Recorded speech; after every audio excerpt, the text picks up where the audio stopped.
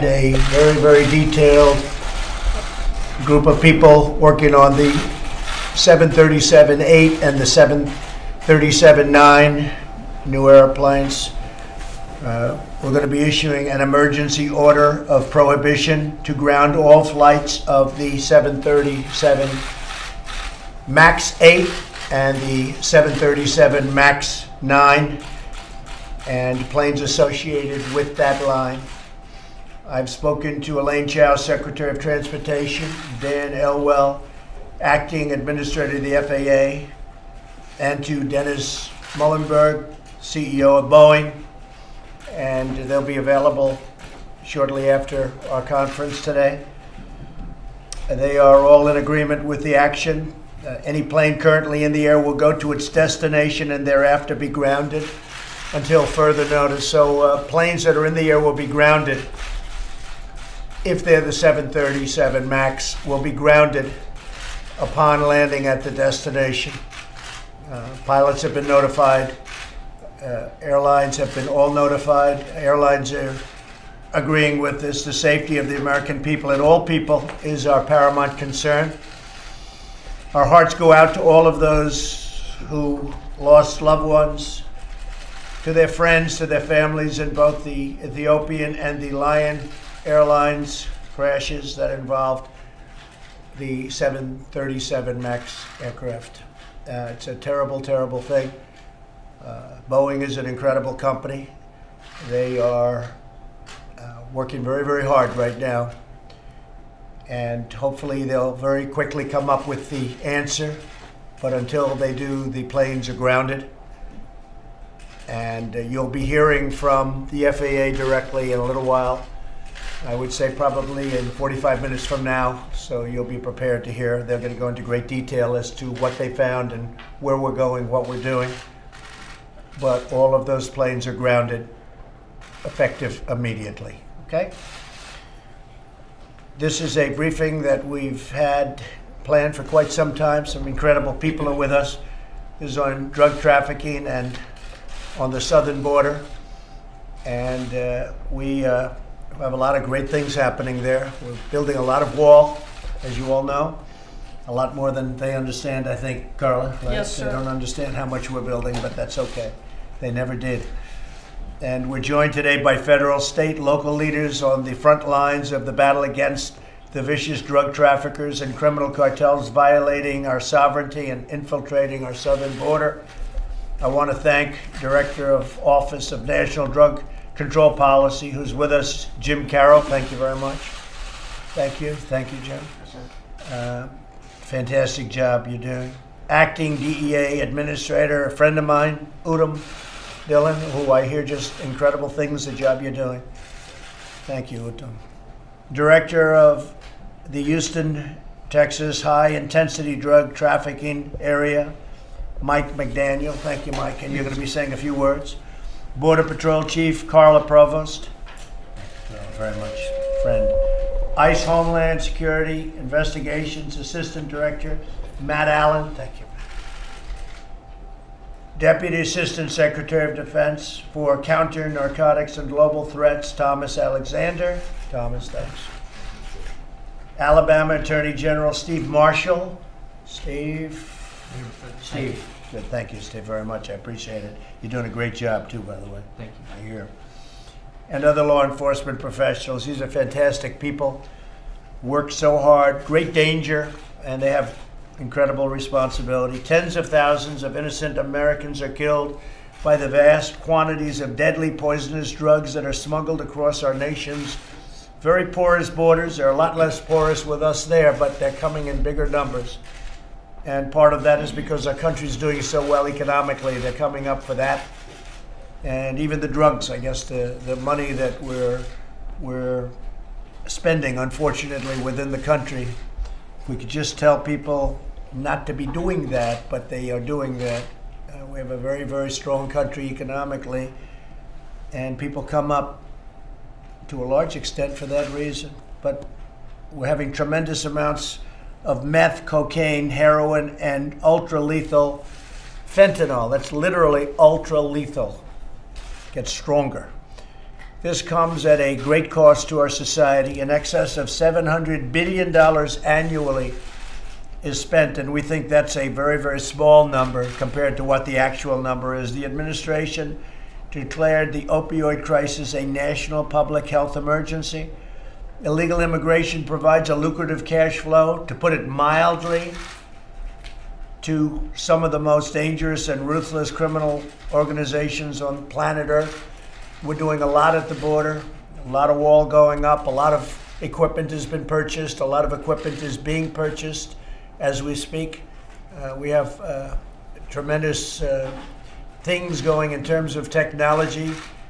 We have tremendous amounts of technology going to the ports of entry, where a lot of the drugs come in, but I think it's highly overrated. I think much of the drugs, the big loads of drugs, and certainly the human traffickers go not through the ports of entry. They go through the open areas where they don't have walls. These folks know that better than anybody.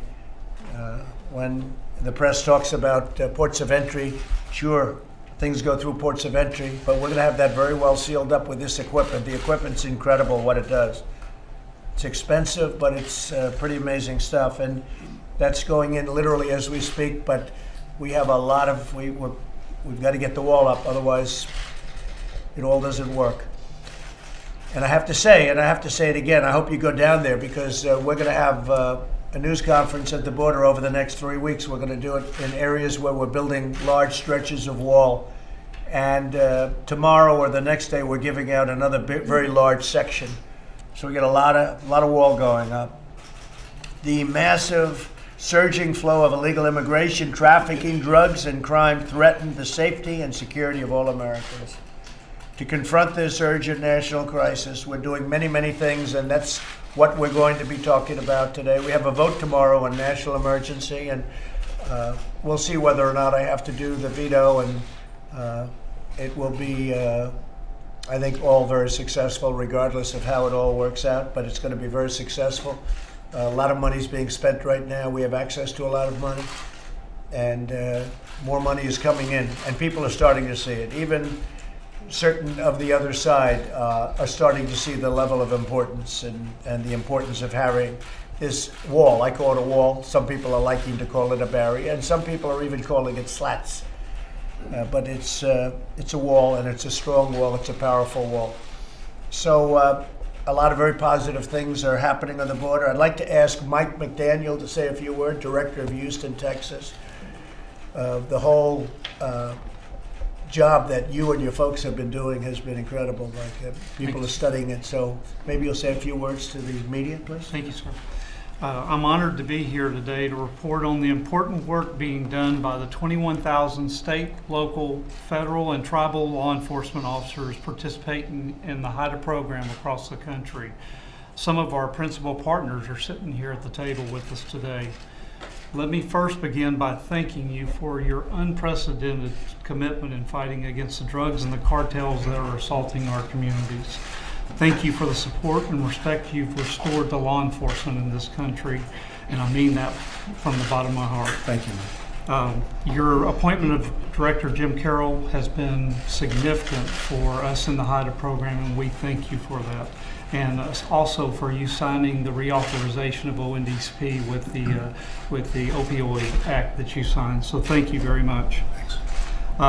We all see the charts, and everyone in the table is familiar with seeing 72,000 in 2017 died of drug overdoses, and it sometimes, I believe, the general public doesn't realize the magnitude of what that really represents. And matter of fact, I was at a rodeo event in Houston this weekend, and the announcer said there's 72,000 in attendance of this thing. And I looked around the stadium, and you talking about giving it a whole new perspective of how big of a crisis this is in our country. Just take a look at the next time you're at a major sporting event.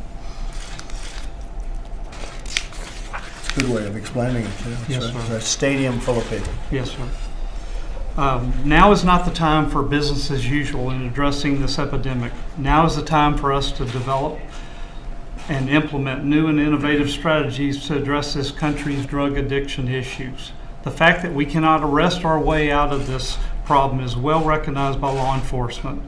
But law enforcement is a part of the solution, and the emerging partnerships between public health and public safety have never been more important. And HIDA is the perfect platform, and the DFC, the drug-free communities, is a perfect platform to work along side by side with our treatment and prevention partners.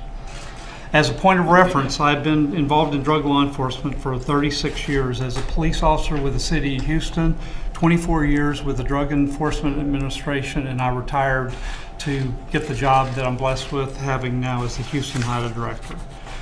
But today I come representing the other 32 HIDA directors across the country, and thanks to this administration, the HIDA program is now in 50 states with the inclusion of Alaska, and we're very proud of that. And the HIDA program is in 33 critical regions to include our 5 southwest border HIDAs.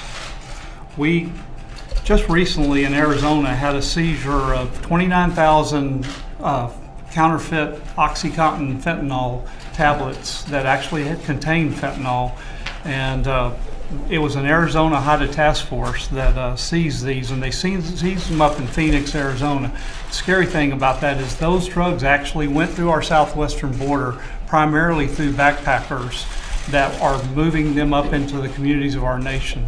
And as a matter of fact, the Arizona HIDA just last week had to issue an alert about teenagers overdosing on counterfeit OxyContin pills. So how many of those pills are actually making our community is really the scary thing to focus on.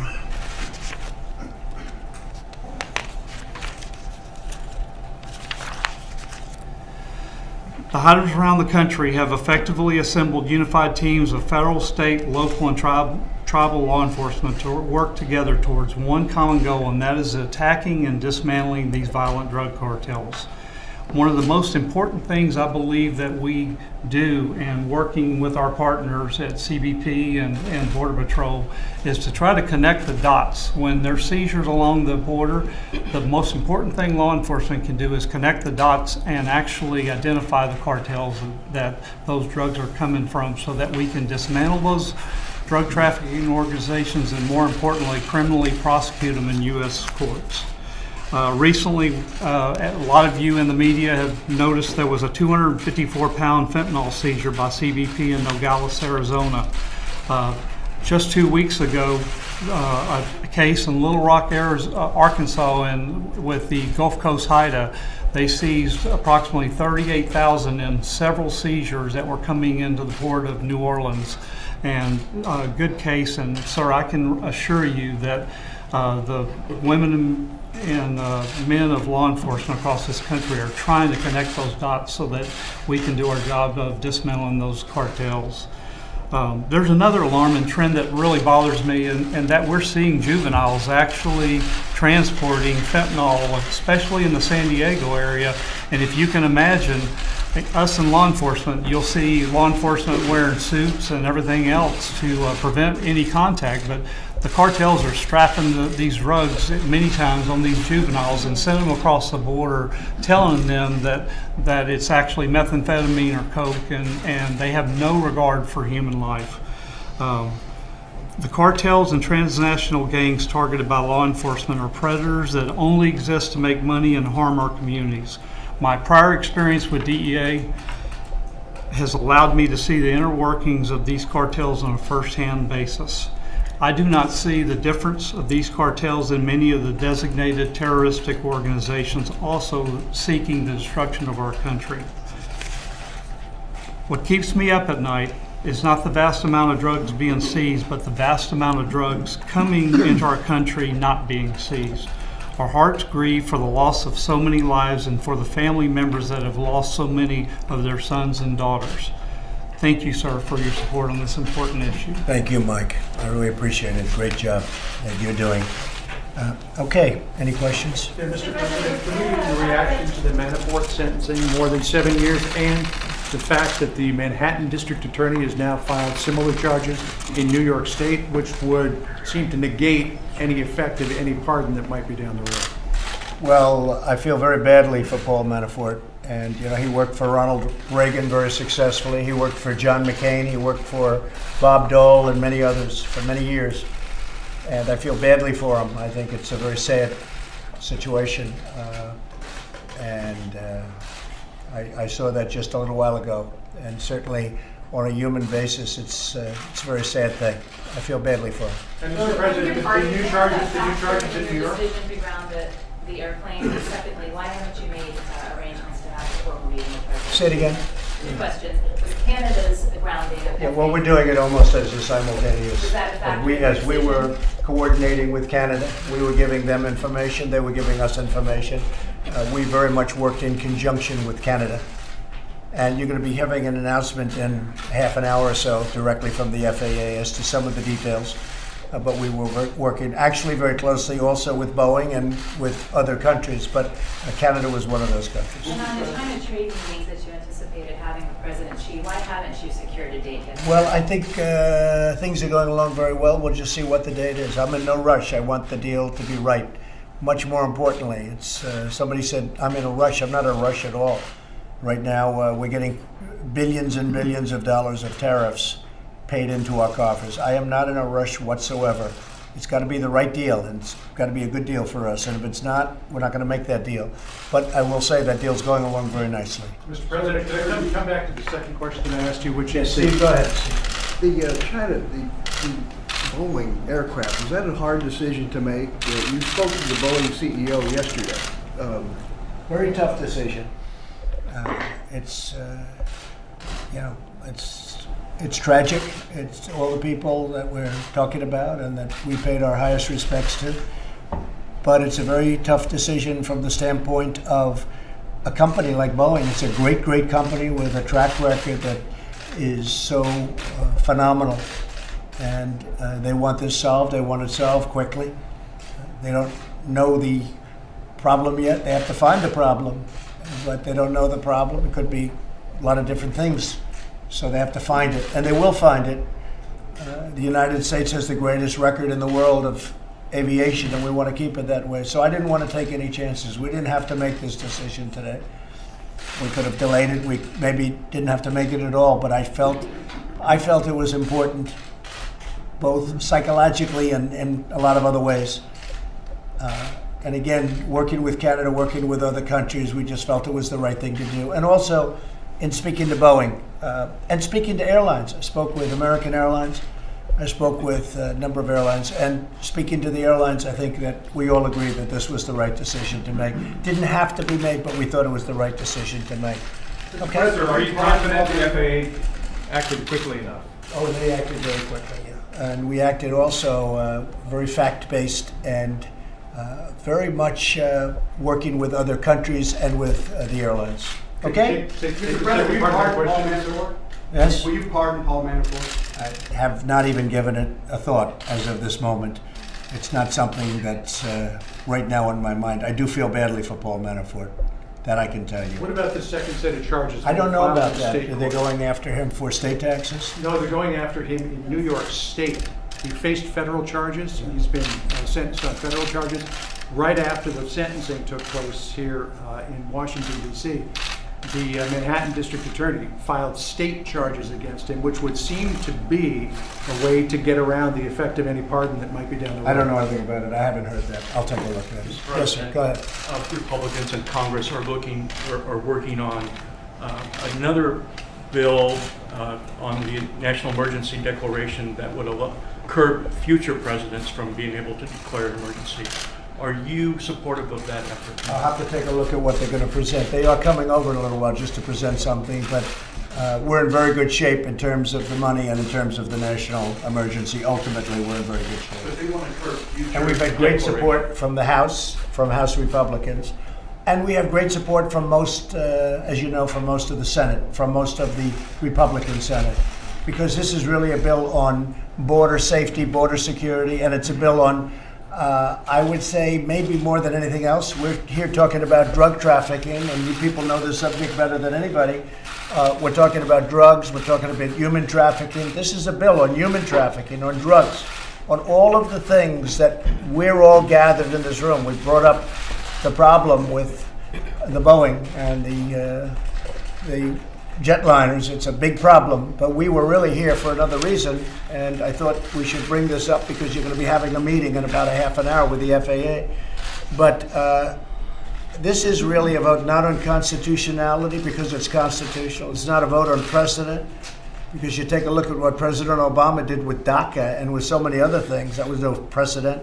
This is a vote on border security, and it's a vote on drugs and trafficking and all of that. So, and I think most Republican senators fully understand that. Senator Rand Paul said that there are a number of Republican senators who are beaten up and pretty bloody because the White House has been going after them to not vote in favor of this bill. How much effort have you been putting into keeping Republicans with you on this issue? Nobody's beaten up. I said use your own discretion, but I think it's a bad vote if they go against. I think anybody going against border security, drug trafficking, human trafficking, that's a bad vote.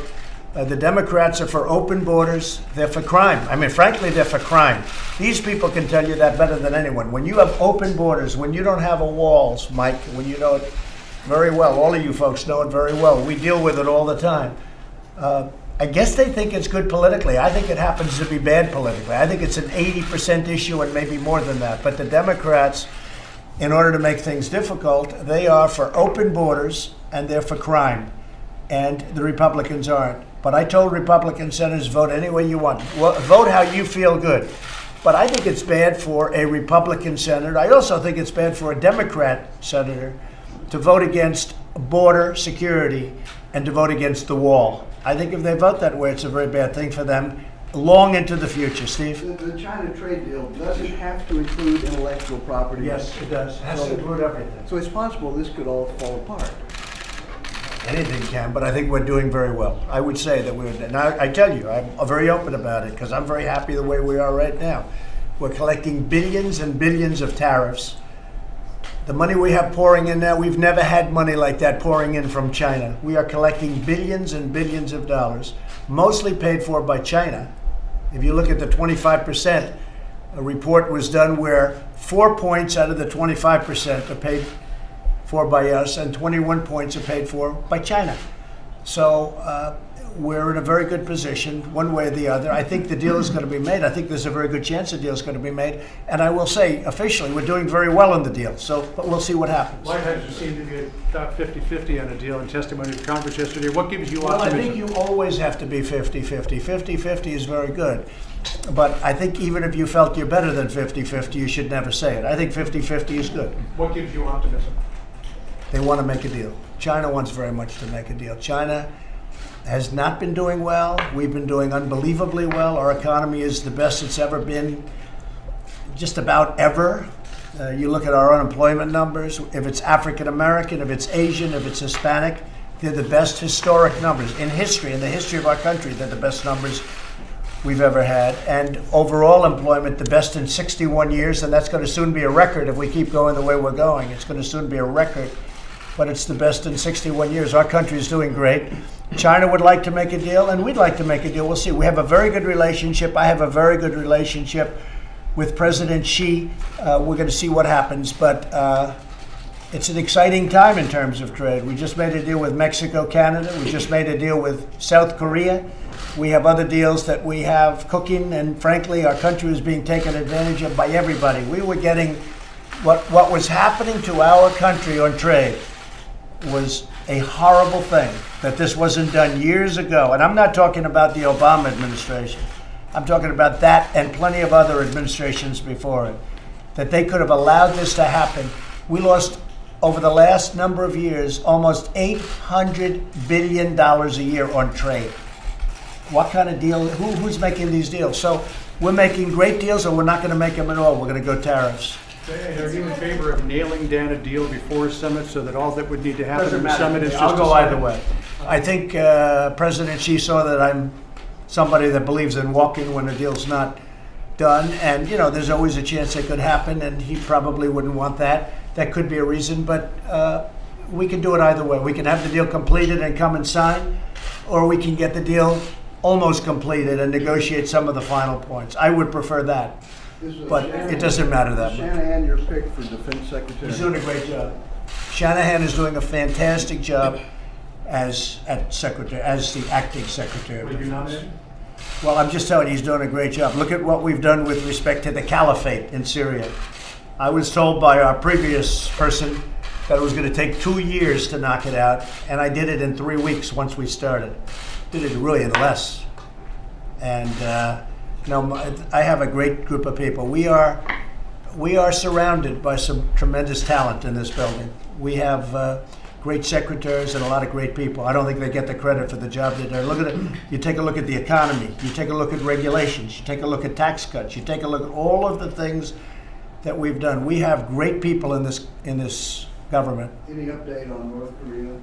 No update. No. Do you have any idea when the Seem to have a very good relationship. We'll let you know about it. Any idea when the Mueller report is coming down? Are you anxious to see it?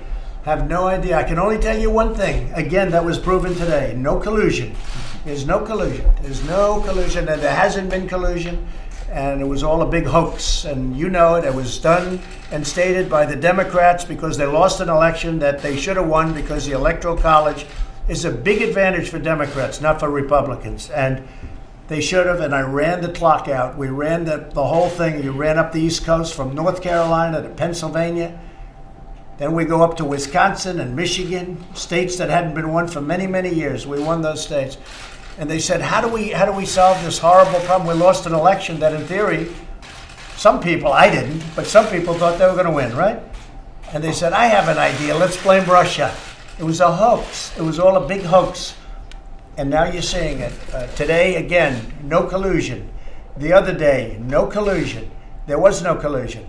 When I had to go to Wisconsin, I went to Wisconsin. When I had to go to Michigan and Pennsylvania and South Carolina and North Carolina, that's where I'd go. When I had to go to Florida, which we won easily, I went to Florida. You don't call Russia when you go to Florida. Russia won't help you much. Have a good time, everybody. Thank you. Thank you. Thank you very much.